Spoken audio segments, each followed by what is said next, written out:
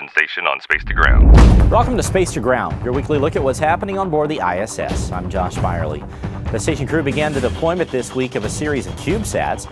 Ultimately, there will be 33 of these tiny satellites released over the coming weeks in the largest CubeSat deployment in history. These first few will take a look at the planet below and offer lower cost, more efficient Earth imaging for scientists and educators. These CubeSats are managed by NanoRacks and were delivered aboard Cygnus.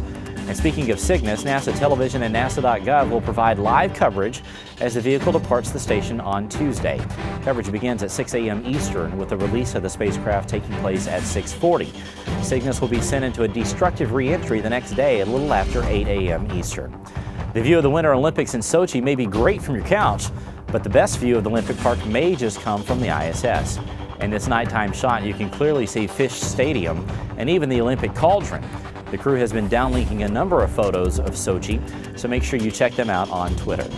At Station Science, the crew had a busy week working on the Spheres Rings experiment. This is a different version of Spheres than we've shown you before. It's designed to not only test formation flying of these small droid-like satellites, but also wireless power transfer. The hope is that the results can be used to design more effective and adaptable satellites for all kinds of uses.